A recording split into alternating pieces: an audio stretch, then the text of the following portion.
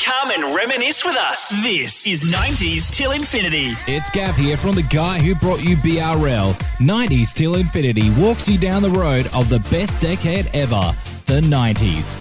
Catch 90s Till Infinity on Mixcloud or a radio station near you, or find us at 90s Till Show on Facebook and Instagram.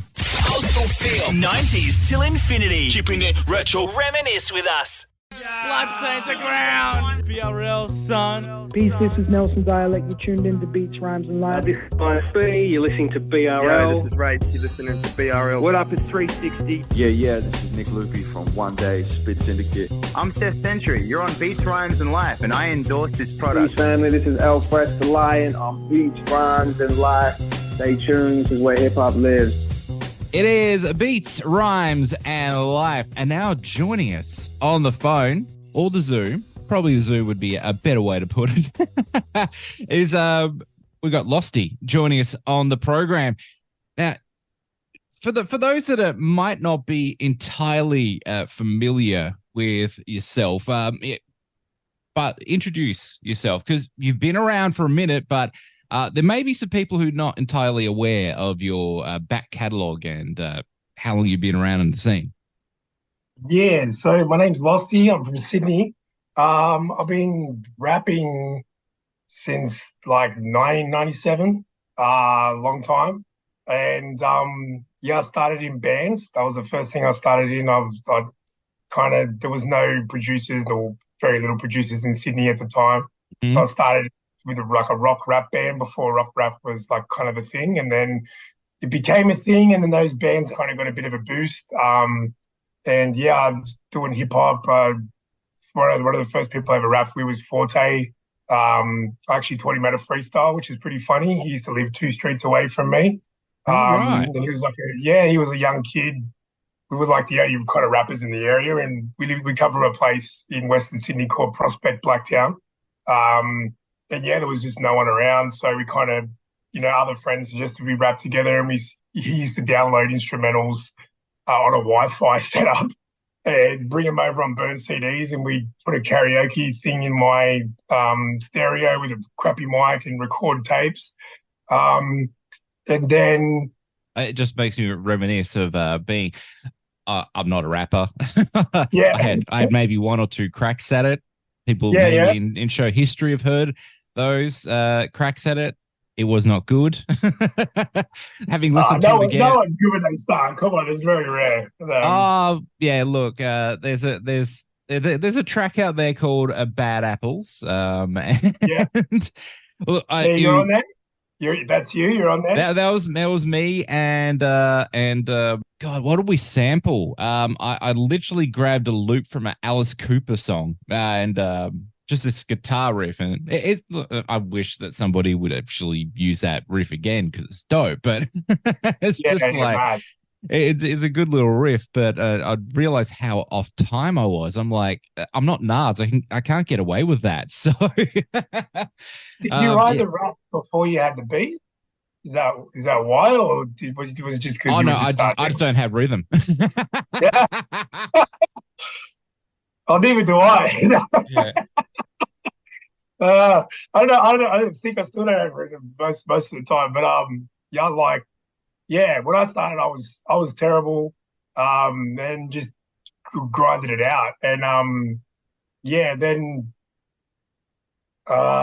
what year was it? Like year 2000 or something like that, when I just turned 18, and that would be 99. Yeah. I started doing I got a chance to do raves, and then I did them, and then that was this whole alternate universe that kind of opened up for me, and I started doing them. And I've been to a couple of raves, but I never really knew much about them. And all of a sudden I was there, I was hosting them, I was rapping with the DJs, trying to rap Aussie hip hop lyrics over fucking rave music, which was definitely a rhythm challenge as well. And to put it in a nutshell, I've been rapping a long time, and I've done a lot of different genres and different things, and I've been part of bands, I've been part of duos, I've done solo stuff, worked the rave and the dance music stuff is surprisingly 20 years later, like 23 years later, still going, bigger than ever. And there yeah, are man, very popular groups who rhyme over dance beats now. Like that's a very Western Sydney thing to do now. well, yeah, it was funny because when I was doing it years ago, like it was so weird, and then yeah, it's great to see it's very accepted now, and it's kind of the norm, which is fucking awesome. And I actually attribute a lot of that to Cursor though, because when Cursor's album came out, Yes. I think everyone expected it to be like real battle bars because he was battling 60 and doing all that. So even me, like I remember I heard it and I rang for it and I was like, how come there's all this rave stuff on there? This is really weird. And he's like, nah, it's what he likes. I'm like, okay, fuck. You know, this like maybe things are changing. And if you look at that, like that really, I think it paved the way for a lot of sound that you hear now as well. Yeah. That dude is so important to a significant part of the Australian hip hop sound now. Like, yeah, when it came out, there were a fair bit of detractors. Look, it's never been my personal cup of tea, but I respect shit out of it. It's created something. He created a subgenre essentially. So. And I just hosted the Sydney show, man. I was there. Like it was fucking magic. Like it's phenomenal what he's done, especially because like everyone has worked against him too. Like I've seen it with Triple J working against him. I've tried to personally me and him are friends, and he's helped me a lot with stuff. Like, and I've tried to return the favor. So I've tried. I can give you an exclusive if you want. Sure. I was doing a pilot for Channel V, and I made the pilot. This was years ago, right? And it was like, and I said to him, "You've got to do long form interviews, because this is the future." And they didn't get it, right? I had one. I won't say who because I don't want to throw that person under the bus. I had one person in there really gunning for me and helping, and she believed, but everyone, I guess the rest of them didn't get it. And I have an exclusive interview with Cursor that's an hour long. That's from like 2016, 17, something like that, that I shot. And I've got one with P Money, right? Oh, wow. As well. There's all these stories that no one's heard, right? And I put it to them and they didn't want it. Like literally a video podcast versions of these things. They didn't want it. And look, years later now, like we're doing a podcast right now. I podcast the fucking thing. But I've seen it. I've tried to get him on festivals. They told me, nah, it's going to cause trouble. Like I've seen it myself. I've personally went into bat for Cursor and seen the pushback. And like I've literally invited promoters to his shows and gone, come and have a look for yourself. And they've seen it. And they've seen there's not trouble. And they've seen that it's not just a bunch of dudes. It's like there's heaps of girls, there's heaps of guys, they're all like having a mad time. But still people kind of work against him. And the fact that he's pushed through all of that and become bigger than ever. Like he hasn't shrunk in size. He's literally selling out these shows on his tour at the moment. Yeah. He's phenomenal. And he's helped all of us. Like Scott's helped. He's helped me. He's helped Ford. He's helped Rops. He's helped Curvy. He's helped. I could just keep naming Western Sydney rappers on two hands. Then I need my toes and the rest to keep going to name all the people he's helped. So. It's firsthand. Fucking legend.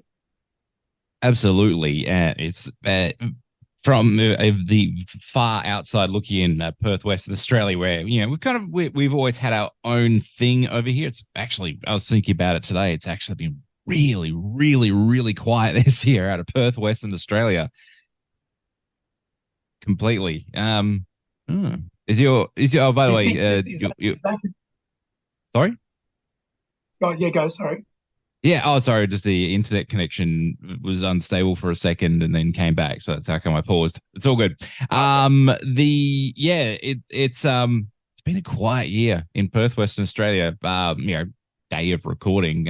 Cogs has dropped a record. It's actually listened to it first thing this morning before I listened to your record, and it's pretty much right out in front for best album we've put out this year. But I can't think of maybe 3 more full-length records that come out of Perth this year. It's been really, really quiet. I feel like you guys are recording over there, though. Like Complete's recording. I feel like he's going to drop, and Draft's kind of always making music he's a bit quieter on the socials. Though you see him and you'll see him in the studio, you'll see him kind of doing stuff, but you can't really, we don't really know when he's doing it.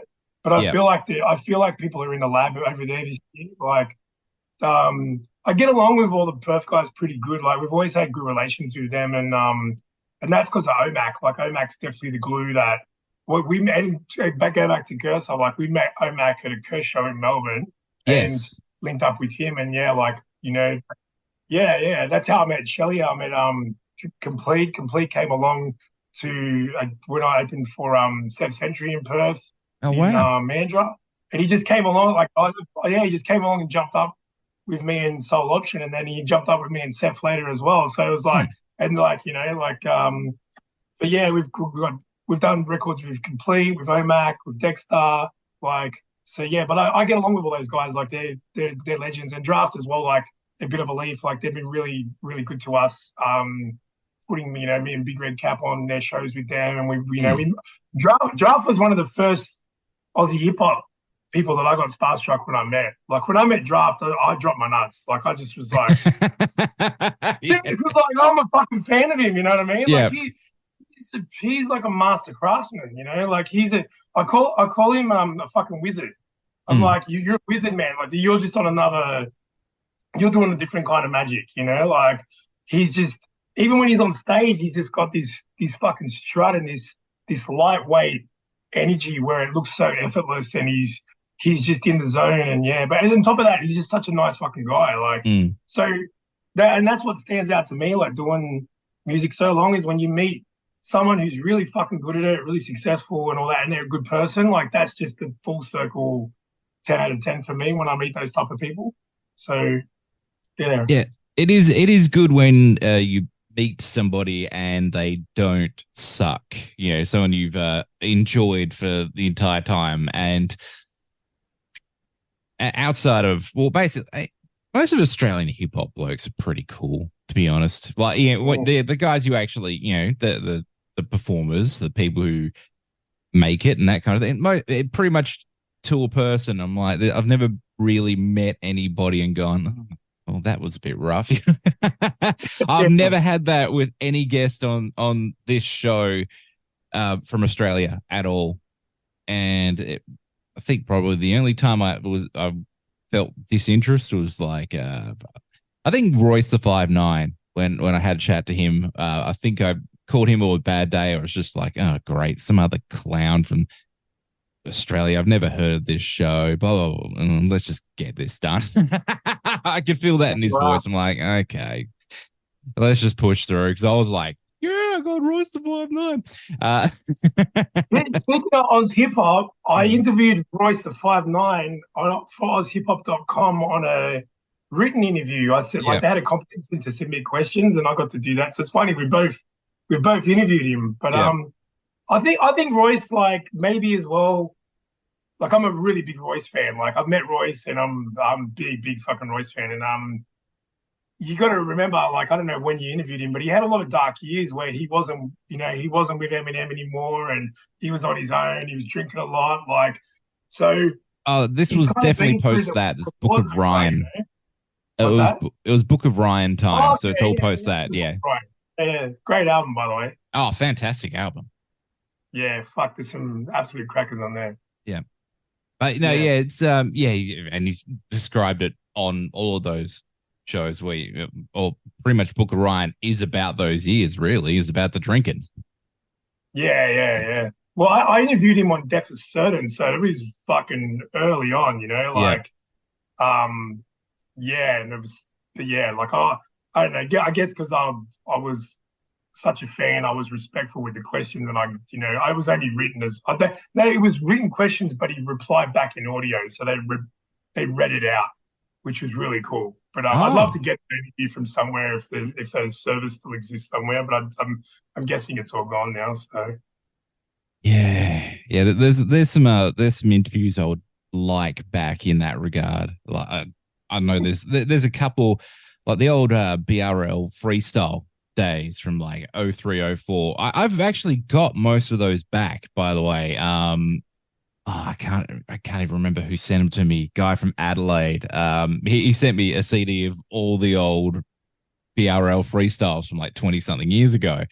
So Wow. I have most of those now. There's the couple of sort of ones I remember that aren't there, but for the most part, got most of those back. But there's a couple of interviews as well. Like I remember interviewing Delta in like 2013, 14. I just don't have a copy of that anymore. And I'm like, I'm a Delta, and who's the big fellow with the shaved head from Terra Firma? Simplex? Is that the big, or is that it's well, you got Simplex, and then the big fellow with the bald head, isn't that Fat Face? No, it was Simplex. Oh, Simplex. I've never met Simplex, so I don't know how if he's a big or small fella. Yeah, I just remember I was with some boys in the city, and we were all pretty fucking drunk, just walking around, and all of a sudden we just saw Delta and him walking down like near Shark Bar or something, and yeah, I was like, hey, Terra Firma represent, and felt like it was so fucking random, but yeah, it was. I think they were just here for a show or something in Sydney, but yeah, years ago, yeah. Well, has Delta put out any music recently? No, not in the last.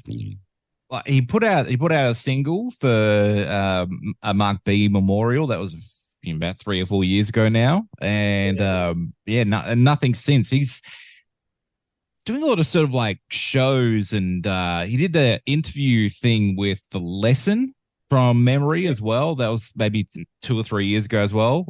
Sort of pre-pandemic or around about that time. And yeah, since then, not much at all. Actually, he produced a record which he sent to me for the show, and then I forgot to play. Remember for the next one. It's just like he sent it to me. He produced it for a US artist, and then I did literally forget to play it on the show, and then remembered like months later. I was like, yeah, wow. So he might just be producing, which is upsetting because I'm like, we could do another Delta album, and that would hurt nobody. I think people would like it. Like, we're starting to get some comebacks of people from that era. De-Electrics put out a fantastic record this year. Joe New released a record he recorded 10 years ago. So why not? Yeah, I see Delta. I see Joe all the time in Sydney. He's always around. I bump into him a lot. Yeah, Dielectrics is fucking dope. But Delta and like the first we discovered a lot of Aussie hip hop like on the internet and stuff. I remember it was like Delta. I remember the first song I heard from the Hoods was Full Tilt Boogie, and my mind was just blown at how fucking good they were and how good the mixing and the production and just their rhyme. Like it was just like a fucking straight out of the bat 10 out of 10. And I was like, holy fuck, like what? Like, because I'd been recording with bands and shit, I was trying to break that in my head, like how they must have went to a really good studio and they, but it just blew my mind how good it was. And like Mass MC in Sydney, the guys that we knew about was Mass MC, Hijack and Torture. Mm-hmm. Obviously, Death Wish Cast in Western Sydney were the kind of icons, but they were broken up for so many years. Like the kind of OGs that I met in Blacktown when we grew up, kind of put me onto them, but they were like, yeah, these guys were the guys when you were probably a little bit younger, and now, but they're broken up, and like Death Wish does Kilowatts, and Unique, Surek, Graph, same dude, and blah blah. And there was a guy. One of my biggest influences was a guy called 12, and he was a rapper and a grapher from Blacktown, and I met him a couple of times, and but he got hit by a train and he died, and so like. But Mass MC was big, like Hijack and Torture, like, but the Adelaide stuff, like we used to hear, obviously we had the Hoods, Terra Firma, Delta, Draft, like, but it was like, and then we'd go to there was the hip hop shop in Sydney, Dr. Five Zoned, Next Level, and I'd just go there with my pay and just smash my pay.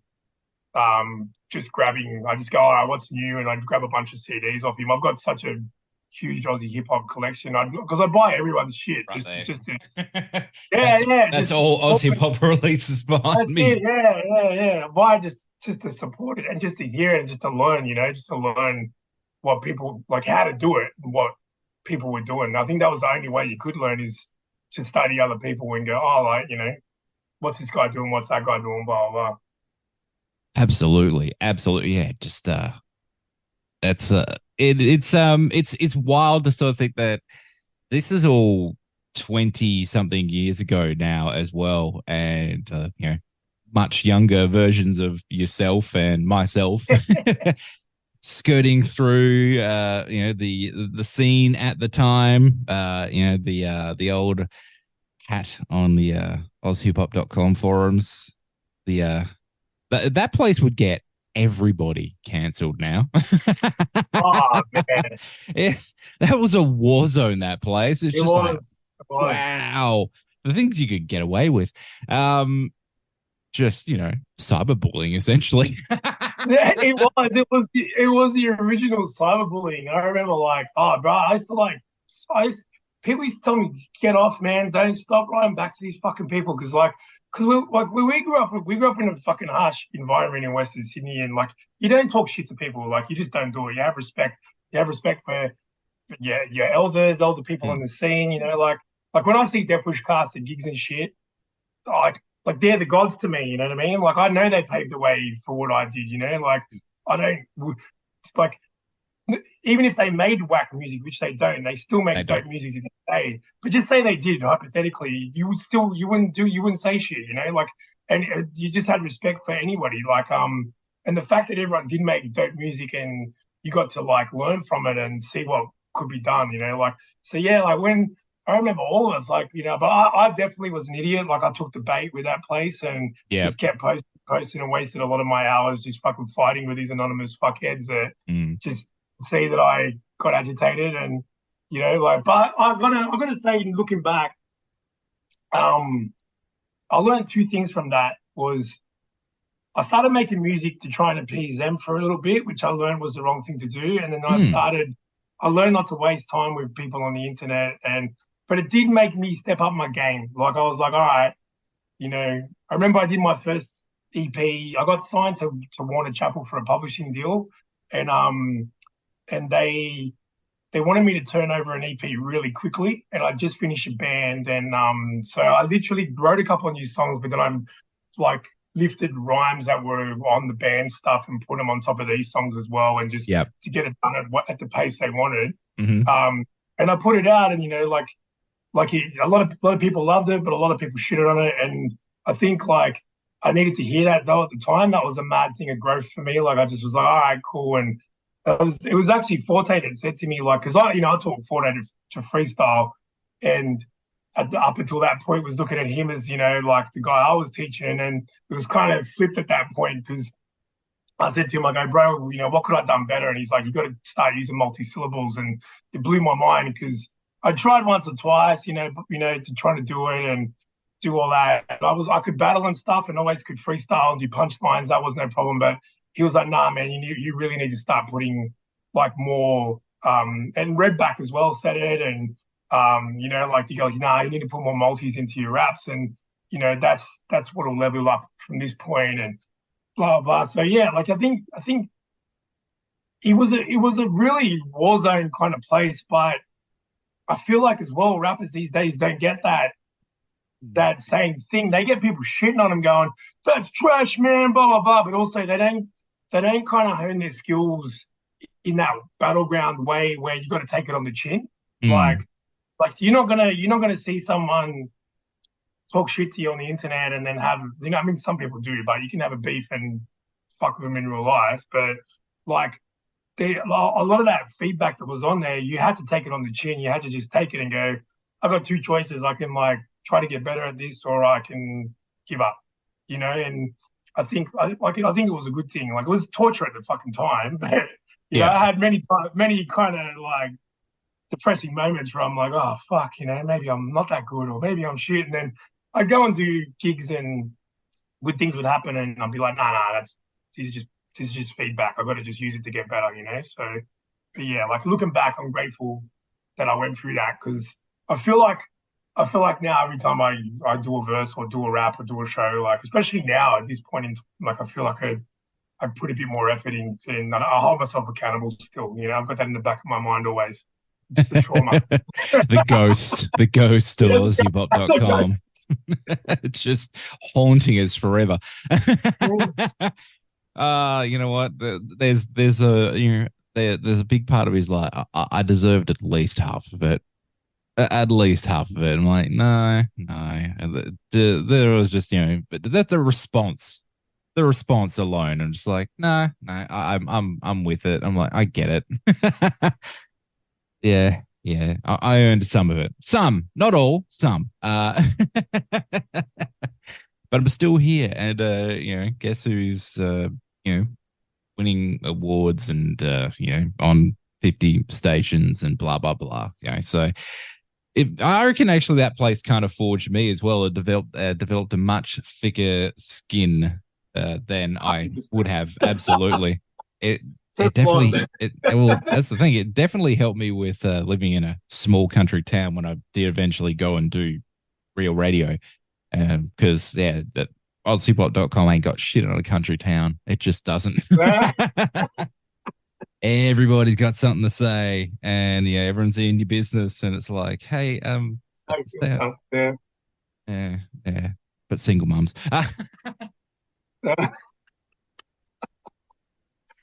Yeah, single mums. Anyway, moving on. Yep. Actually, just quickly is one thing I should mention, like about that old school Sydney scene is it's something that I discovered way later, right? Last sort of 5 years really is when I started to delve into that beginning of the Sydney scene, like your early Death Wish catalog and those kind of things. And on this playlist here, on my 90s show, I realized it the other day, as no point of reading the screen there. As the last thing, I forgot I did it. It was like, I played a Sound Unlimited Posse song on a show about the 1990s that goes out to like a 70-something stations out there. It's like, oh, wow, it's BRL for life. I even mentioned the show, of course, but it's just like this 90s show, which is completely different, super broad show, but it's like, Sound Unlimited Posse and other acts I'm forgetting the name of right now, Renegade Funk Train, etc. They had chart hits. That for a while, Renegade Funk Train, fucking hell. that kind of stuff. I mean, they had chart hits. Sound Unlimited Posse was a top 20. Unity was a top 20 hit. I remember. It charted. This was 10 years for the Hood, nearly 15 years for the Hoods really cracked anything. I remember like, because I DJ'd, the first ever gig I got was at Blacktown Ice Rink. I was DJing and MCing there, like hosting it when I was in year 9 or 10 at school. That's like 96 or something, right? Yeah. And I used to play the Sound Unlimited Posse there. We didn't even realize I was from Australia at first, but I remember even the Hoods, this is another fucking exclusive. So the dude that used to book the Big Day Out Boiler Room and the Hot House, I remember telling him, hey man, the Hoods have just put out the calling. You gotta hear this album. It's so fucking good. I still remember saying that to him, and they'll never know. They'll never know. So listen to this, that I was there batting for him, going into bat for them. Wasn't batting for him, but whoa, there's a sound bite. No, I was going to the bat for him, trying to put in the good word. But I felt like everything just fucking shifted after that record. It changed everything. Yeah, 100%. Like there's definitely those pivotal artists and those pivotal moments. Like with Death Wish cast, like AUST was like where that was shot is a place called Street Level in Blacktown, and it was an art gallery that got abandoned, and then the graphics just kept graphing on it. So and it was like legal but not illegal kind of thing and we all that's where I learned to graph, was there on that wall. but we went there because that's where the AOST fucking video was shot, you know. So them doing that video was so pivotal to the whole graph scene in Western Sydney because and graph writers would travel from all over Sydney to come to this one spot in Blacktown to paint, and that's what put it on the map, though. You know, like I wouldn't have known about it. My old high school had something very similar. Yeah, wow. There's a book behind me on the shelf here beside the bar. It was like nearly $70 because it was full picture and 300 pages worth of pictures. But there was a wall in Craigie, which was my old high school, and that was very similar. It didn't have a old time famous classic Australian hip hop video shot at it. Maybe Downside should have shot a video there because they're from my area as well, like Opt and Dynamite's. They're former Craigie guys. Downside as well, 100%. Like that would have been one of the ones. Sorry to interrupt you. That would have been that was one of the first ones we heard as well. Yeah, sorry, go continue. No, but I'm just thinking that that was a complete side thought. Is like, how did they not shoot a video there? That's wild. I should bundle. Those walls aren't there anymore. It's all housing now because it was nothing for 10 years. But oh wow.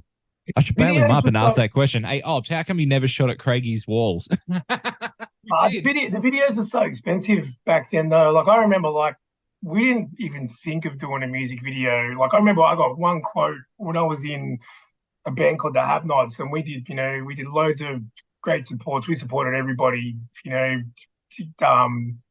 this like rock rap thing. And we got a quote for a video once, and it was like 10 grand, and this was nearly 10 years ago. And 10 grand 10 years ago was a fucking lot of money. I'm like, and for something that might get played on Rage, not will get played, like might get played, might. And then there was not really, YouTube wasn't, like it is now. Like I mean, and so like you only people really doing videos with someone that was kind of assured that it was going to be a good investment for them to use as a platform for something to do. Videos now, you can watch a video on your phone wherever you want. But back then, I remember the days of waiting for the video hits or Rage countdowns. Like I used to watch Rage. I start on a Saturday, Friday night religiously to catch a new video like of Rage. Like House of Pain's one of my favorite groups. And I remember the night On Point dropped from the second album, same as it ever was. And like I was like 2 or 3 in the morning, and I could tell by the way it was filmed. I was like, holy fuck, no, this is hip hop. Like, I could just tell the grain of the video and everything. And, they were there in a boxing ring. It was the first thing they'd done for the new album. And I jumped up and I was like, holy fuck, and heard it for the first time. And I discovered loads of music, especially American stuff off Rage as well. Rage was a big thing. But for videos for us, wasn't even an option until, last few years, really. Absolutely. Now, we got like 2 minutes left of the recording. Yeah, I saw. We'll talk about the record quickly. The Everything is Everything. It is available right now. So everything is energy. Everything is energy. You know why I? Every podcast I've done, they've all said it either backwards or different. So it's Lauryn Hill stuck in my mind. Right. It's Lauryn Hill. I'm sorry. Sorry to everyone. Sorry, Losty. Lauryn Hill has just been on my head for 20 years. Everything is energy. There you go, folks. So happy to have it out in the world. You got the hard copies there. People will be able to get it in stores now and streaming. The only place you get a hard copy is on my Big Cartel. So they're all signed hard copies. I'm honestly blown away by how many fucking people buy CDs still. I'm one of those. Yeah, man. I played it in my car because I've still got a CD player in my ute, and I was like, it just sounds amazing. Like I was like, fuck, I wish people still bought CDs because the internet just squashes the music and doesn't make it sound good. But yeah, look, it's out. You can buy a signed copy of my Big Cartel /Losty, or just stream it on any of the streaming services. My YouTube's Losty MC. I'm using it again regularly for the first time in like 6 years. So just pumping out video. I'll be doing lots more videos for this one, and man, I've just done a bunch of shows for it with Forte, Husky, and Curvy. So, but yeah, I don't know if I'll be any more live shows for the year. Probably next year now, and then but yeah, man, it's out. I'm very proud of it. It features, I'll tell you the features real quick. Features Goose, who produced most of the album as well and sings on it. Ill Since 86 produced a bunch of stuff. Emily Blake's all over it. She's one of my favorite singers from Sydney. Forte, Fady Dante's on there. Deceiver's on there. Soul Option. Who else is on here? Di Mantra produced a song called Lighthouse. Big Red Cap's on there. Two Locos on there. Redback and Defiance on there. And Davey B, the guy that I've been making music with on and off since I was in. And that's where Zoom cut us off. But thanks to Losty for joining us on the program. We had a chat afterwards, and I apologize for the technology, but I also found out that he sees the countdown clock as well. So he knew that time was precious at the back end. Either way, thanks for listening to the podcast in 2023. This is the last actual podcast episode for the year. We're done for the year. It's been a pain in the ass for 2023. So, I'm pulling up stumps. So I've got some other adult duties to handle in the next couple of months, some life events to get through, and we'll see you on the other side of those. Some good, some bad. We'll let you know. Either way, this will be the last guest full podcast until early 2024. So thanks for listening for the podcast. And by the way, folks, enjoy the alphabet shows, because that's what you're getting for the summer on the BRL radio replay. So there'll be a podcast and a show every week. Just no full podcast like this for about 3 months or so. So anyway, have a good one, folks. Thanks to Losty for joining us on this podcast. But until next time, I'll see you next time. Diggy done, son. See you later. Goodbye. Dropping EDM, hip-hop, and a bunch of best beats programs around. If you want bangers, you'll be in the right place with Tune One. Tune1.com.au. That's tune1.com.au. Tune One, proud show sponsor.